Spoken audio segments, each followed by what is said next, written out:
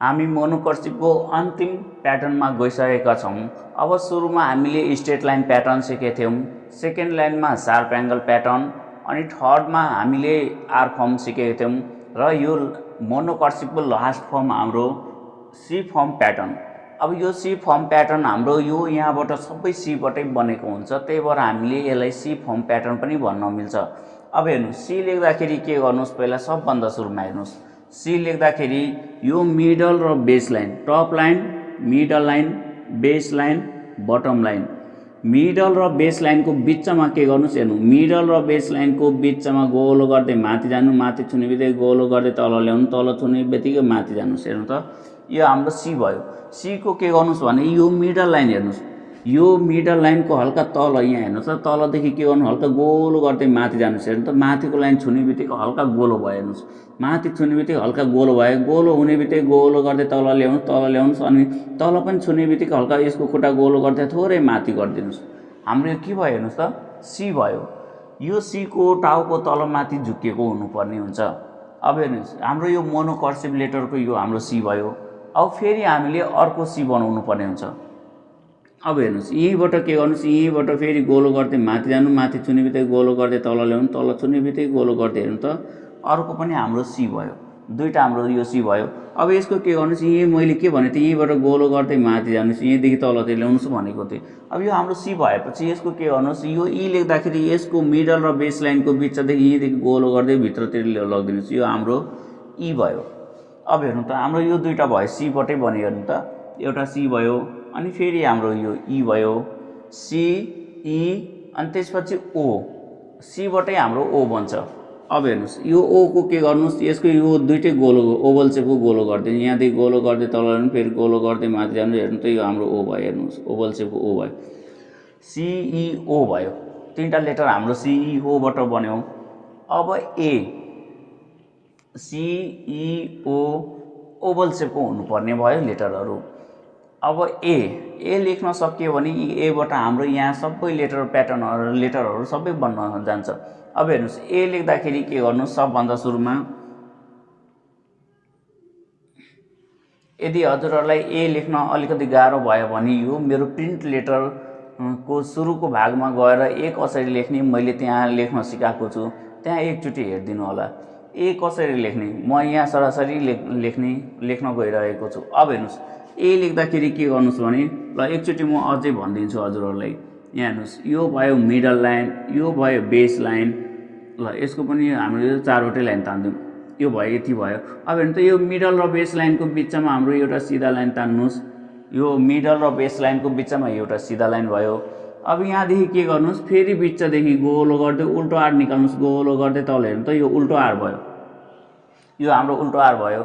यो उल्टो आर भइसकेपछि के गर्नुहोस्, यहाँदेखि माथि खुट्टा गोलो गर्दै यसको खुट्टा गोलो गर्दै तल ल्याउनुहोस्। हेर्नु, यसको खुट्टा गोलो गर्दै तल ल्याउनुहोस्, तल बेस लाइनमा छु। हेर्नु त, हाम्रो ए, हेर्नु ए लेख्दाखेरि ए को बडी बेस लाइनमा छुयो। अब यो बेस लाइनमा छुइसकेपछि यसको खुट्टा पनि के गर्नुहोस्, यहाँ गोलो गर्दै यसको खुट्टा पनि बेस लाइन, दुइटै खुट्टा एकै ठाउँमा। अब हेर्नु त, यो हाम्रो ए भयो, यो हाम्रो प्रिन्ट लेटरको ए भयो।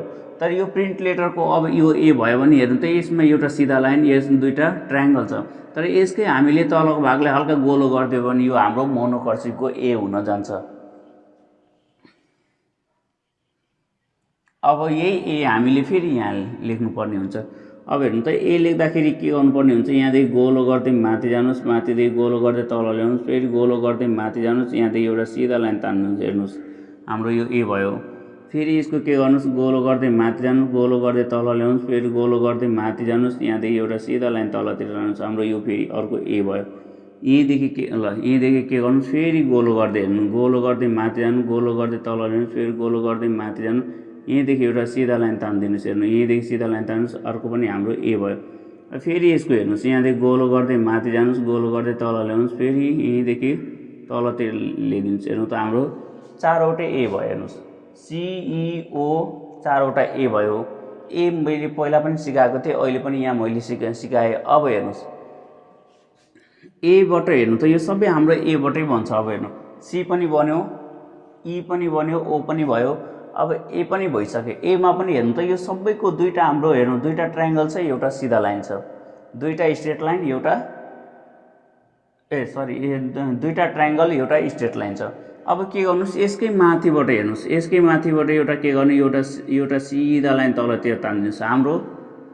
अब हेर्नु यो डी भयो, तर अब हाम्रो यो प्रिन्ट लेटरको ए भयो। यहाँदेखि हल्का गोलो गरिदिनु, यसको पनि के गर्नुस्, हल्का गोलो गरिदिनुस्, यसको पनि हल्का गोलो गरिदिनुस्, यसको पनि हल्का गोलो गरिदिनुस्। हेर्नु त हाम्रो ए भयो, सबैमा ए भयो नि त, सिइओ ए भयो। अब यसमा डी भयो, डीमा पनि हेर्नु त दुईटा ट्रायंगल छ। अब हेर्नुस् यसबाट के गर्नुस् भने फेरि यसको हेर्नुस्, यसको हाम्रो सिइओ ए भयो। अब तर यसको हेर्नु त यो चुच्चो छ नि, यो चुच्चो अब यसमा नहाल्नु होला है। के गर्नुस्, यहाँदेखि सिधा लाइन तलतिर ल्याउनुस् अनि यहाँ लास्ट लाइनभन्दा थोरै गोलो गर्दै माथि जानुस्। यो हाम्रो के भयो, जी। अब हेर्नु सिइओ एडी जी, जीमा त अब हाम्रो यहाँ हेर्नु त एमा गोलो छ, डीमा पनि गोलो छ, तर जीमा त गोलो हुँदैन, त्यही भएर मैले गोलो हटाइदिएँ। अब हेर्नुस् यो जी भयो। अब फेरि हेर्नु त एमा यहाँ गोलो छ, तर यो गोलो एमा हेर्नु त यो हामीले क्यों लेख्दाखेरि यो माथि यसमा गोलो दिनु हुँदैन। अब के गर्नुस्, यो गोलो फेरि हटाइदिनुस् अनि यहाँदेखि के गर्नुस्, यहाँदेखि एउटा सिधा लाइन तलतिर ल्याउनुस् अनि लास्टमा हल्का गोलो गरिदिनुस्, ओभल यो टिक हालिदिनुहोस्। अब हेर्नु त हाम्रोमा के भयो, सिइओ एडिजी क्यू। अब लास्ट एउटा लेटर हाम्रो स्मल मोनोकर्सिभ लेटरको एउटा मात्रै लेटर बाँकी छ, त्यो अब एस। अब एस कसरी बनाउने होला। अब हेर्नु त यो एस बनाउँदाखेरि मैले पहिला पनि भनेको थिएँ, हेर्नुहोस् साइनहरू स्मल लेटरको पनि मैले सिकाएको थिएँ। अब हेर्नुहोस् यो हाम्रो यहीँदेखि स्माइल फेस, स्याड फेस, हेर्नु त माथि स्याड फेस, तल स्माइल फेस, अनि यसको खुट्टा र यसको खुट्टा के गर्नु, गोलो गर्दै जोडिदिनुहोस्। यो हाम्रो एस भयो। यो हेर्नु सिइओ एडिजिक्युएस, यो हाम्रो मोनोकर्सिभको लेटरहरू भयो। हामीले एदेखि जेडसम्म मोनोकर्सिभको लेटरहरू सिक्यौँ।